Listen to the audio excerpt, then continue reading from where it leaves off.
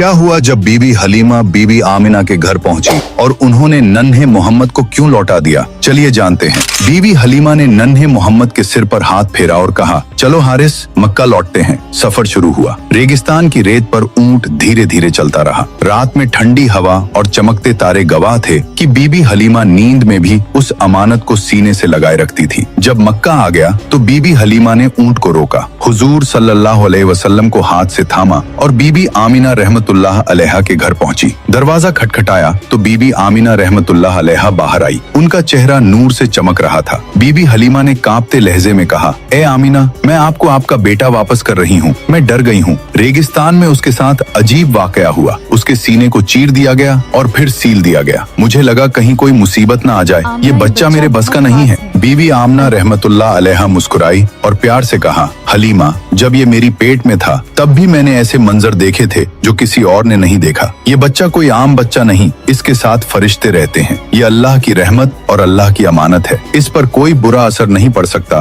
क्योंकि खुद अल्लाह इसकी हिफाजत कर रहे हैं। ये सुनकर बीबी हलीमा का कांपता दिल भी सुकून पा गया। बीबी हलीमा ने नन्हे मोहम्मद का सर चूमा और कहा, बेटा, तू हमेशा मेरे दिल में रहेगा। तू वो नूर है जिसने मेरी जिंदगी रोशन कर दी। उस दिन बीबी हलीमा खाली हाथ लौटी, मगर उनके दिल में ये नन्ही रहमत हमेशा के लिए बस गई। इस तरह हुजूर सल्लल्लाहु अलैहि वसल्लम का दूध पीने का दौर खत्म हुआ और आप मक्का में अपनी वालिदा के पास रहने लगे। ये अल्लाह की मर्जी थी कि अब आपकी तरबियत का नया सफर शुरू हो। मक्का की गलियों में रोज काफिले आते जाते, बुतों की पूजा और झूठी रस्में चलती, लेकिन एक मासूम बच्चा अपनी आंखों से इस दुनिया को देख रहा था। दादा हजरत अब्दुल मुत्तलिब भी नन्हे मोहम्मद से बेपनाह मोहब्बत करते थे। काबा के पास उनके लिए बिछौना बिछा होता। आम बच्चों की हिम्मत नहीं होती वहाँ बैठने की, लेकिन जब मोहम्मद सल्लल्लाहु अलैहि वसल्लम आते, सीधे दादा के पास बैठ जाते। लोग रोकते, नौकर हटाने की कोशिश करते, मगर हजरत अब्दुल मुत्तलिब कहते, छोड़ दो मेरे बेटे को, अल्लाह की कसम, इस बच्चे का मकाम बहुत बड़ा है। फिर वो प्यारे नबी सल्लल्लाहु अलैहि वसल्लम को गले लगाते, सर पर हाथ फेरते